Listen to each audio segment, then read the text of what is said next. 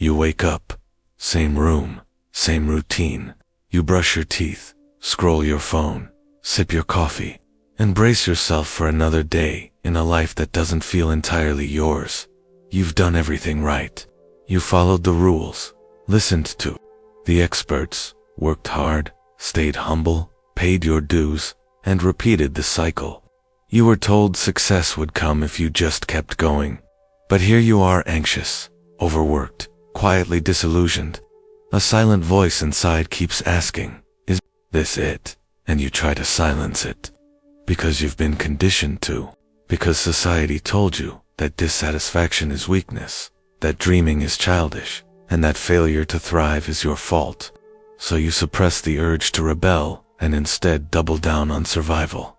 But what if that voice was right all along?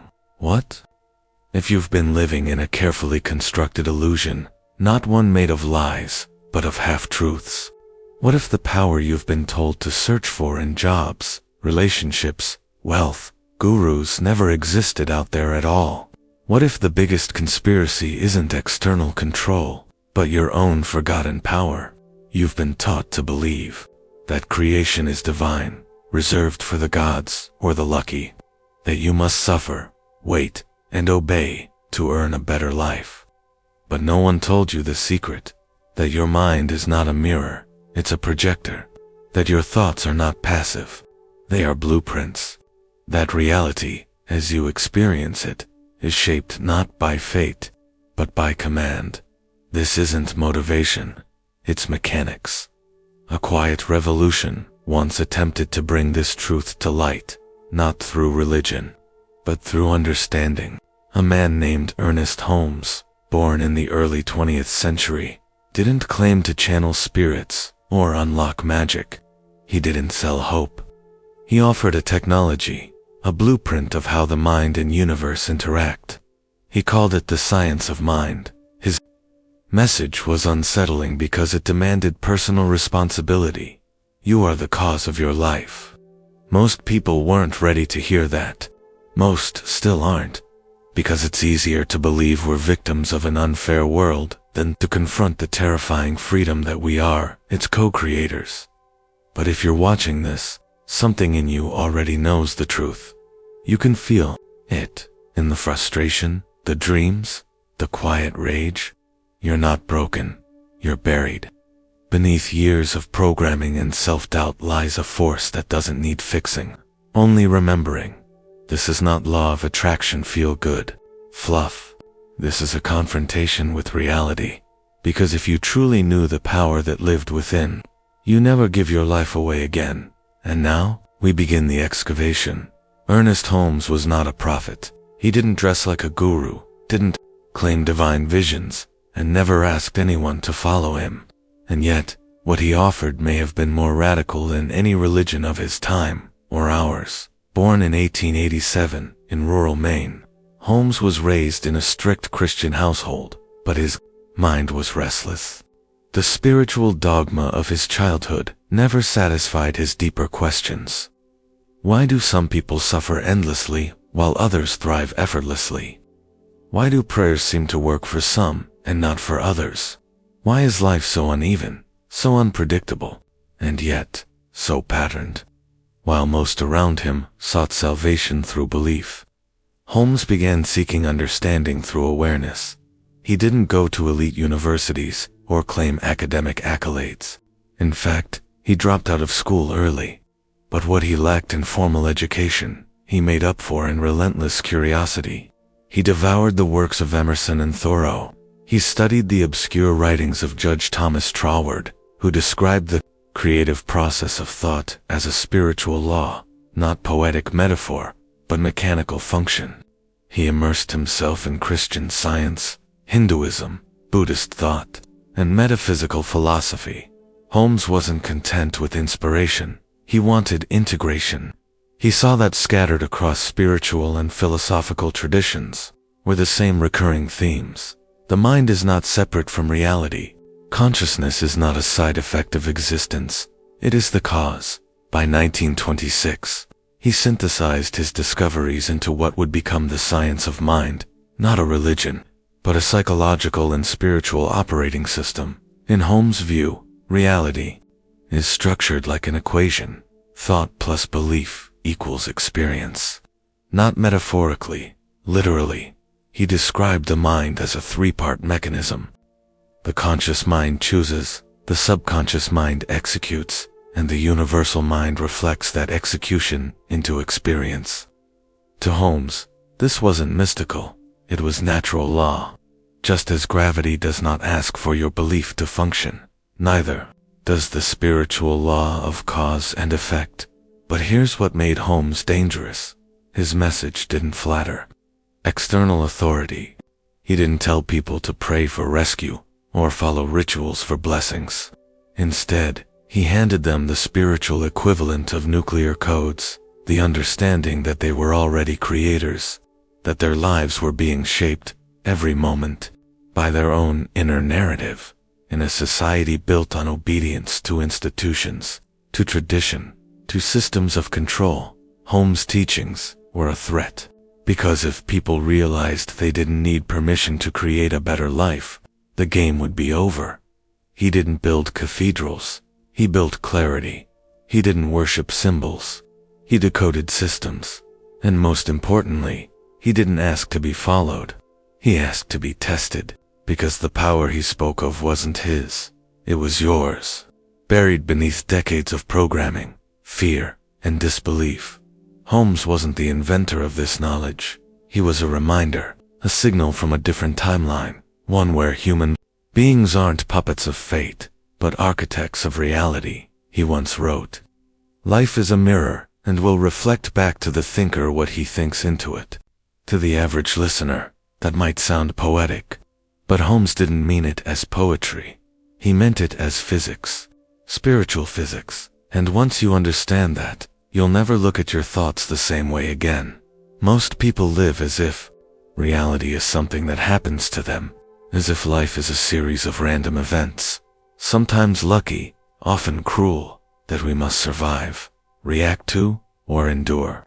But what if that entire model is upside down? What if reality doesn't happen to us, but through us?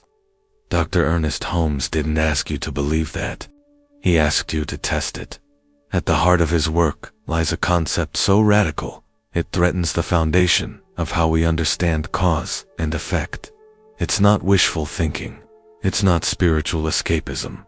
It's a mechanism, a process with rules, with structure.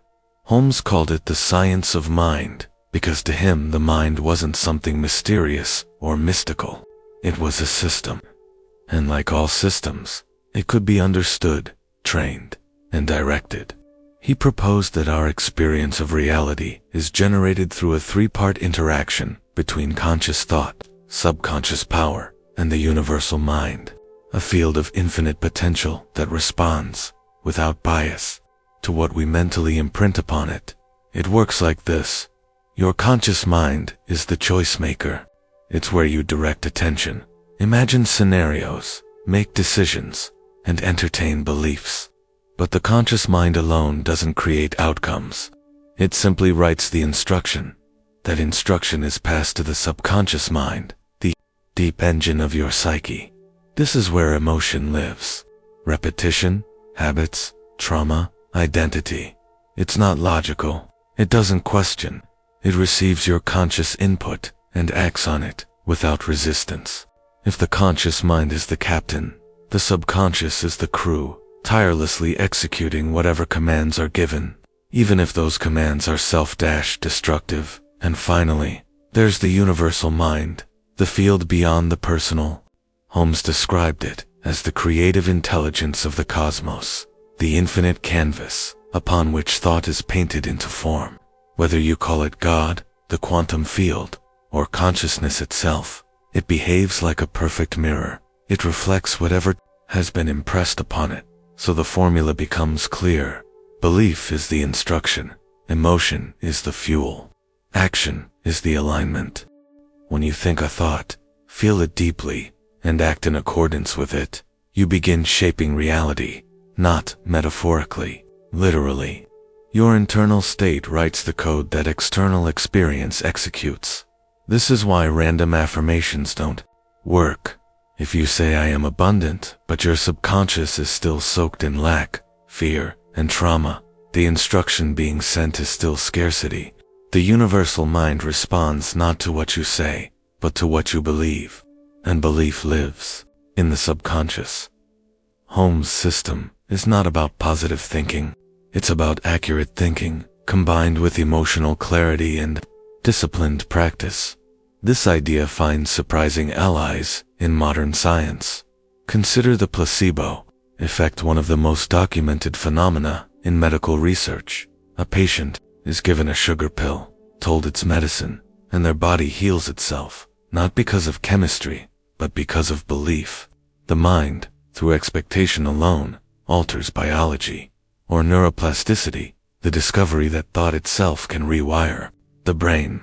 That repeated mental focus changes neural pathways, reshaping perception, behavior, and even bodily functions. Or the observer effect in quantum physics, the strange reality that particles behave differently when observed, suggesting consciousness plays a direct role in physical outcomes. These are not fringe ideas. These are measurable, documented shifts in the understanding of reality. Holmes wasn't offering a religion. He was offering a toolset to reclaim the throne of your own mind, and to use it deliberately. He knew that thought is not harmless. It is creative, every day, whether you realize it or not. You are forming the conditions of your life through your dominant thoughts and beliefs. Most people do this unconsciously. Their minds are hijacked by fear, media, memory, comparison, and trauma. They replay the same beliefs, feel the same emotions, take the same actions, and then wonder why their lives don't change. But the law doesn't judge. It simply obeys. Garbage in, garbage out.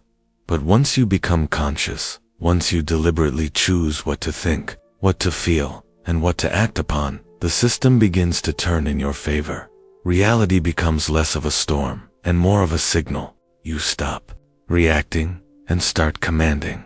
That's why Holmes said, "Change your thinking, change your life." It wasn't a slogan.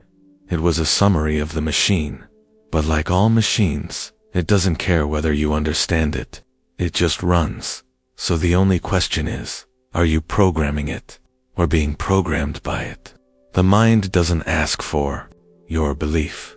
It asks for your awareness, because once you realize the true mechanics of thought, and the role you've unknowingly played in your own reality, you stop asking for permission to dream. You start designing the dream itself. If the mind truly holds the power to shape reality, the question arises, why do so few people seem to wield it? Why, despite knowing about manifestation, visualization, or even belief-based systems, do most people remain stuck, repeating the same patterns, chasing the same unfulfilled dreams, and living in quiet resignation? The answer is not lack of intelligence. It's not laziness. It's not even disbelief. It's programming. Most people fail not because they're incapable, but because they've been conditioned to distrust their own power. From the moment you're born, you're placed inside a framework, a carefully constructed psychological cage. It doesn't use chains or guards. It uses repetition, authority, reward, shame. It tells you where power lives, and more importantly, where it doesn't single quotes. In school, you're taught to memorize, not to question, to regurgitate, not to imagine. You're rewarded for conformity, penalized for deviation. Creativity is funneled into structure. Intuition is replaced by instruction. You learn that truth comes from textbooks, credentials, and experts, that success is granted by external systems, that your value is measured by how well you perform in a structure someone else designed. This isn't education. It's initiation into obedience. As you grow, the messages intensify. The media tells you what to fear. Advertisements tell you what to desire. Social norms tell you how to behave. And behind it all, an unspoken narrative is installed in your subconscious. You are not enough. You must earn your worth. Power belongs to someone else. This narrative isn't accidental. It is engineered in the early 20th century, the same era Ernest Holmes was writing about the mind's creative power. Another man was writing about how to control that power. Edward Bernays, the father of modern propaganda. Bernays understood what Holmes understood, that the subconscious shapes behavior. But while Holmes wanted to liberate the individual, Bernays wanted to influence the masses. He applied psychological principles not to heal, but to manipulate, he wrote. The conscious and intelligent manipulation of the organized habits and opinions of the masses is an important element in democratic society. In other words, control perception, and you control reality. Through carefully crafted messages, symbols, and repetition, the subconscious of the public could be molded. People could be led to desire what they didn't need, fear what wasn't dangerous, and trust what wasn't true, all without realizing they'd been influenced at all. This is not conspiracy theory. It is the documented foundation of advertising, politics, and public relations, and it explains why, even today, despite endless access to information, most people feel powerless. They've been trained to look outward for validation, solutions, and authority, and to ignore the subtle but powerful whispers of their own intuition. Holmes' teachings were a direct rebellion against this system. He said the universe responds not to hierarchy, status, or tradition, but to belief. That a poor man with self-conviction could manifest more than a millionaire riddled with doubt. That reality bends not to power, but to consciousness. But this idea is terrifying to systems of control, because a society full of self-aware, internally sovereign individuals is ungovernable, so the programming continues. We live in a world obsessed with evidence, but only the kind approved by external institutions. We trust credentials over experience. We dismiss ideas that can't be measured, even when we feel their truth deeply. The result is a collective psychological prison. People who intuitively sense their power, but are too conditioned to act on it. Plato warned us of this over 2,000 years ago in his allegory of the cave. In the story, prisoners are chained in a dark cave, facing a wall. Behind them, a fire projects shadows of puppets. The prisoners believe these shadows are reality, because it's all they've ever known. When one escapes and sees the real world, light, color, depth, he returns to tell the others, but they don't believe him. They mock him. They resist. Because freedom is frightening when you've been raised in shadows. That's what Holmes tried to do, to pull people out of the cave, to show them that the wall was just a projection, that the shadows were just beliefs. That the real world, the world of conscious creation, begins when you stop outsourcing your reality. But most people never leave the cave.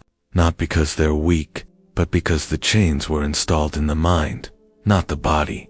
And breaking those chains takes more than knowledge. It takes awareness, it takes courage. It takes the willingness to question everything you were taught about who you are and what you can do. The system depends on your amnesia. Holmes offered a way to remember. He didn't promise comfort. He promised clarity. And with clarity comes responsibility to own your beliefs, your focus, your creation. It's not easy, but it's the only way out, because the war against your power isn't fought with weapons. It's fought with suggestions, with narratives, with distractions. And the battlefield is your mind. Most people don't fail because life is hard. They fail because they never had a blueprint. They drift like ships with no compass, wondering why nothing changes, why dreams fade, and why the world always seems to favor someone else. But what if you were never taught how to build your life? What if you weren't broken, just untrained? Because here's the truth, no one told you. Your mind is not just a thinking machine, it's a factory, and the reality you live in, it's the product rolling off the assembly line. Once you understand how this factory works, step by step, everything changes. This is not about wishing. This is not about blind faith. This is structured inner engineering. And here's your blueprint.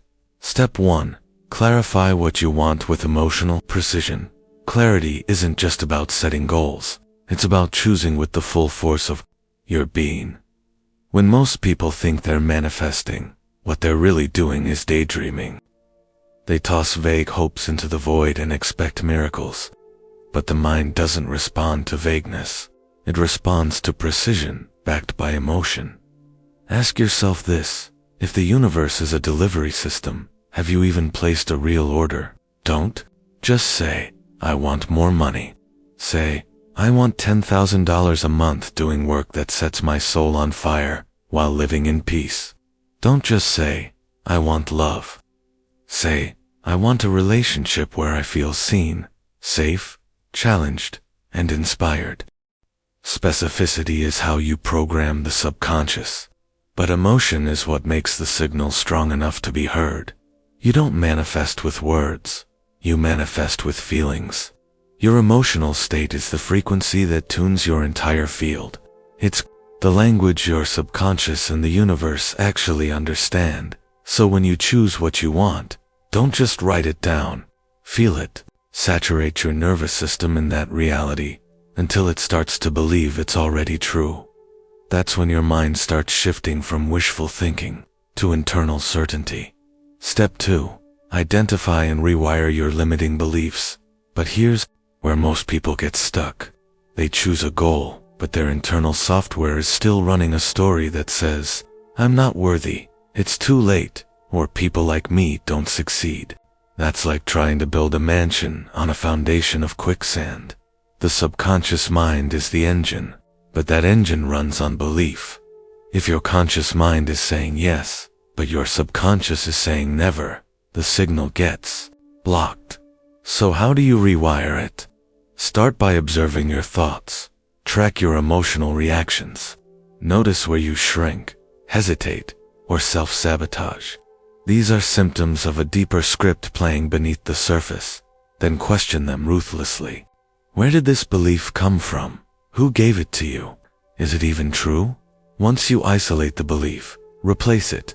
Not with blind positivity, but with evidence, with micro-wins, with reframes that your subconscious can digest. I'm not smart enough becomes, I've figured things out before. I learn fast. I adapt. I never have enough money becomes, I'm learning how to manage, multiply, and attract money. I'm improving. The mind doesn't change through force. It changes through repetition and gentle, relentless reconditioning. Step 3. Daily mental ritual. Visualization plus emotional immersion. Now comes the ritual. This is where the real magic begins. Every day. Ideally, first thing in the morning or right before sleep. You enter the factory. Close your eyes and visualize the end result of what you want, not as a dream, but as a memory. Don't watch it like a movie. Step into it. Feel the temperature. Hear the sounds. Smell the air. Make it sensory. Make it real. And here's the secret. Don't just picture what's happening. Feel who you've become. If you want financial freedom, don't visualize money. Visualize yourself walking through life with quiet power, with freedom, with the peace of knowing you're supported. If you want love, don't just picture the partner. Feel the warmth, the ease, the joy of being deeply loved and fully safe. That emotional immersion is what rewires the brain. It activates the same neural pathways as real experiences, because to the subconscious, there's no difference. 5 minutes a day of true immersion does more than hours of passive consumption. It's not about volume. It's about depth. Step 4. Alignment through micro-actions. But visualization alone is not enough. The subconscious responds to evidence, to movement, to lived experience. So you take action, not massive leaps that overwhelm you, but that prove alignment. If you're manifesting wealth, start learning about money. Open a savings account. Pitch a service. Declutter your spending. Do something, anything, that aligns your outer world with your inner desire. If you want a relationship, work on becoming the partner you want to attract. Heal, expand, open, Make space. Each action is a signal to your subconscious. This is real. I believe this enough to move toward it. Action removes doubt. Action creates momentum. Action is the bridge between imagination and manifestation. Even when it feels small, it matters. Because consistency is the most powerful proof of belief. Step 5. Detachment. Not passive waiting, but trusting the unfolding end. Now perhaps the hardest step of all. Let go, not in defeat, not in apathy, but in trust. Detachment doesn't mean doing nothing. It means you stop strangling the outcome. You stop checking the clock. You stop doubting the process just because the result hasn't shown up yet. Imagine planting a seed. You water it, you protect it, but you don't dig it up every hour to see if it's growing. You trust the soil, you trust the seasons. The same applies to manifestation. Your job is not to control the timing. Your job is to hold the vision, do your part, and then live with the calm confidence that what's meant for you is already on its way. Or better, this isn't passivity, it's power. A real example from despair to transformation. Take the story of James, a man who 5 years ago was sleeping in his car. He had no money, no connections, and no clear future. But he had one thing, a burning decision that this would not be the end of his story. He followed this exact process. He got clear. He rewired his beliefs. Every morning he visualized himself running a coaching business, speaking on stages, living in his dream apartment. He took action, offering free advice online, recording videos, building a small audience. He faced rejection, ridicule, and months of silence. But he didn't stop. Eventually, a single client said yes, then 2, then 10, then 50. Today, James earns 6 figures doing what he once dreamed of while sleeping in a freezing car. This is not fiction, it's process, and the process works when you do. Conclusion: you are the builder, you are not broken. You were simply never taught how to build. The blueprint was never given to you until now. Clarity, belief, ritual, action, detachment. These are not spiritual gimmicks. These are laws of inner physics. You're not just a dreamer. You are the architect, the engineer, the factory manager of your mind and the life you want. It's already waiting for your permission to begin production. The only question left is, will you build it? You've been told to believe in systems, in leaders, in the pages of books written centuries ago. But belief, true belief, is not allegiance to an external doctrine. It's not faith in a man or a religion. Faith, in its rawest form, is the emotional certainty in an invisible principle, something you cannot see, but feel with such intensity that it rearranges reality around you. Ernest Holmes never asked people to worship him or adopt a creed. What he taught was far more dangerous. He asked people to believe in themselves, not as flawed sinners, but as creators. And that idea alone threatened the entire architecture of control. You see, faith is not morality. Faith is not obedience. Faith is not blind. Faith is a neurological act. When you believe something with unshakable certainty, your brain rewires itself to match that reality. Neural networks shift, hormonal systems calibrate, and your subconscious, the mechanism responsible for 95% of your behavior, begins to act in alignment with this new internal script. That's not mysticism. That's neuroplasticity. But the world you live in does everything in its power to seed doubt. Doubt isn't just skepticism, it's the quiet assassin that dismantles every step of your transformation. You decide to build a new life, and, within minutes, the voices arrive. What if you fail? What will people think? Who are you to dream this big? These voices don't come from your soul. They come from decades of programming, from a system that feeds off your insecurity, from a culture that profits when you feel powerless. Religion in its institutional form taught you to surrender your power to external judgment. But Holmes wasn't talking about that kind of religion. He was talking about principle, universal, impersonal laws, like gravity, that work whether you're a saint or a sinner, whether you live in the Himalayas or a downtown slum. Faith, to Holmes, was your ability to emotionally lock into a principle and live as if it were already done. That as if is where most people collapse, because we were raised to need proof before belief. But in reality, it's belief that generates proof. Viktor Frankl, a man who endured the horror of Nazi concentration camps, said this: "Everything can be taken from a man but one thing, the last of human freedoms, to choose one's attitude in any given set of circumstances." Frankl watched men die and others survive, and the deciding factor wasn't strength, it was meaning. Those who believed their suffering meant something had a reason to live. They outlived the stronger bodies, because faith, not logic, sustained their will to survive. William James, one of the founding fathers of psychology, took it even further. Believe that life is worth living, and your belief will help create the fact. In other words, faith is generative. It is the bridge between what's invisible and what becomes reality. But this isn't a call to irrationality. It's a call to conscious, deliberate belief engineering. Holmes made a sharp distinction. Religious blind faith is not the same as spiritual mastery. Blind faith obeys even when it hurts you. Conscious faith chooses. It questions, dissects, tests, and then believes with intention. This is where the power lies. When you choose your beliefs with awareness, you begin to design your life instead of reacting to it. You're no longer hoping, you're creating. But here's the truth: society doesn't want you to grasp. Faith doesn't need permission. It doesn't need evidence. It doesn't need anyone else to agree with you. The moment you make an internal decision and embody it with emotional conviction, the architecture of your brain begins to change. And when that changes, your reality does too. So what is faith?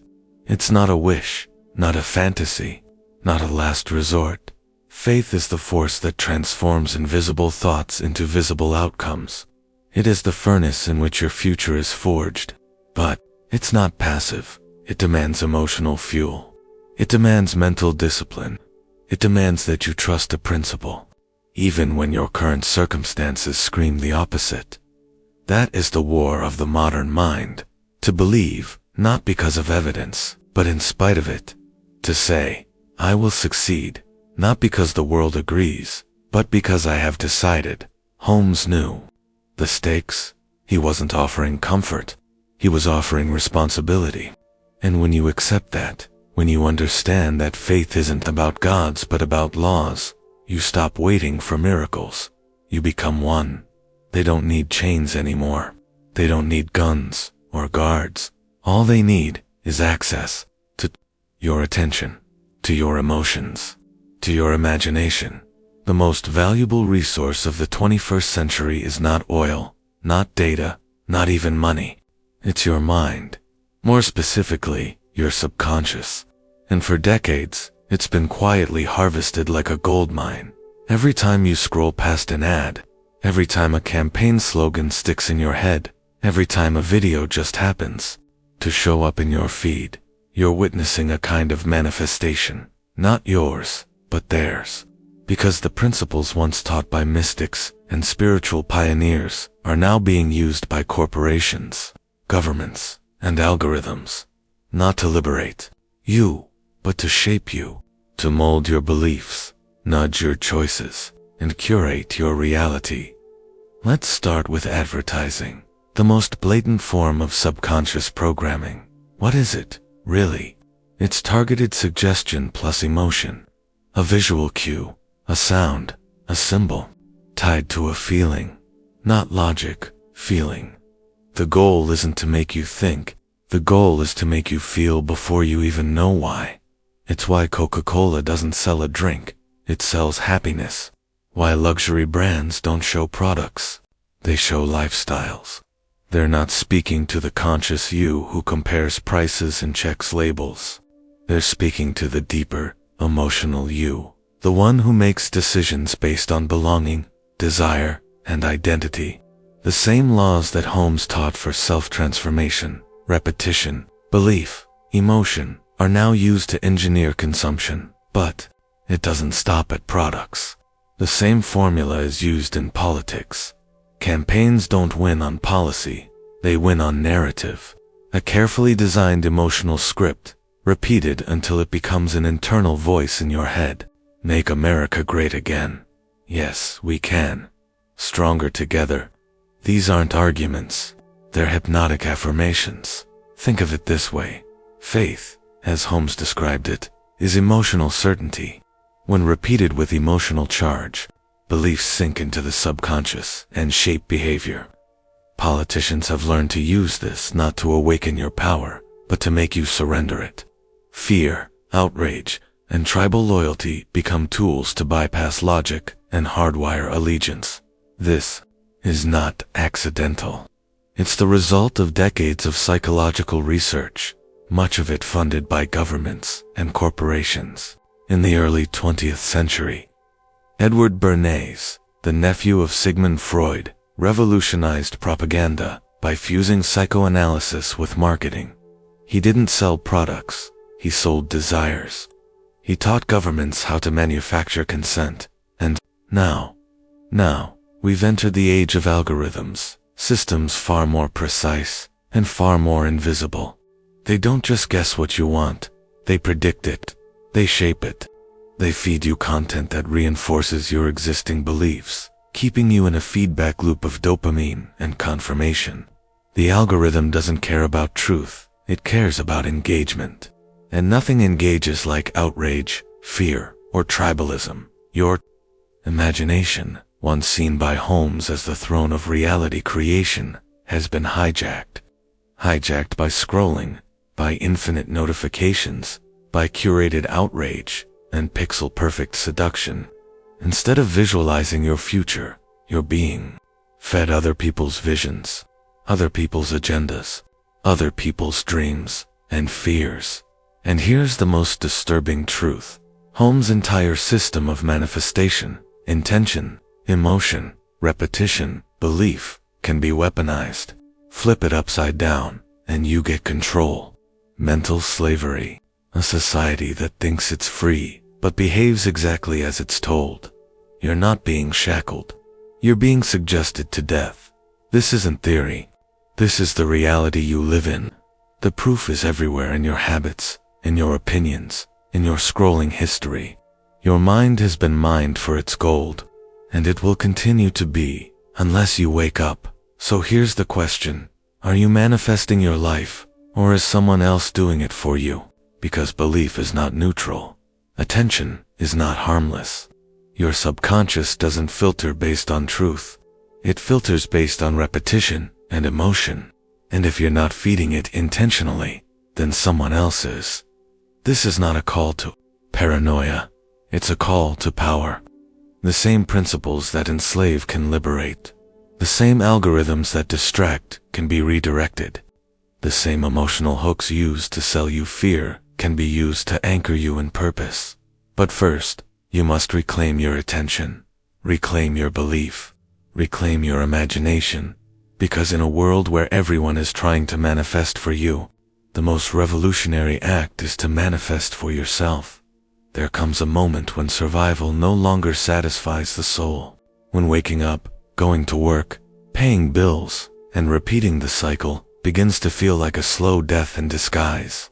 And in that quiet dissatisfaction, something ancient stirs. A whisper beneath the noise. You were not born to survive. You were born to create. Most people will never hear that whisper, because their lives are too loud, filled with external commands, inner doubt, and distractions tailored to numb that voice. But once you hear it, you cannot unhear it. It's the first crack in the illusion, the realization that you were never supposed to wait for permission, not from society, not from fate, not even from God. The truth is unsettling. No one is coming to give you your dream life. Not a mentor, not a movement, not even manifestation the way pop culture sells it. The power you're waiting for isn't in some bestseller. It's not stored in rituals or reserved for the spiritually elite. It exists in a place most people are terrified to look: the silence between your thoughts. The moment between doubt and decision. The breath before you say yes to your self-doubt. Ernest Holmes didn't just teach manifestation, he taught radical responsibility. He said the universe is not outside you. It's reflecting you. Your patterns, your beliefs, your assumptions, even your fears. That's not motivational fluff. It's a direct challenge. Because if it's true, then every excuse collapses. If your outer world mirrors your inner state, then blaming becomes obsolete, and victimhood becomes a comfortable cage you must choose to step out of. That realization is terrifying, but it's also the most liberating truth you'll ever face, because it means the architect of your future is not an algorithm, a politician, or a preacher. It's you, yes, the same you that's been doubting, hesitating, second-guessing. The same you that's been conditioned to feel small, weak, or undeserving. That self, if met with unwavering conviction, becomes a force that rewrites timelines. Your dream life is not a reward, it's a response. It's what happens when you stop negotiating with your fears and start embodying your vision. When belief stops being a wish and becomes a choice, not once, but every moment you show up. The question is not whether you have power. You do. The question is whether you will keep outsourcing it, or finally activate it. Don't worship power. Don't wait for it. Become it.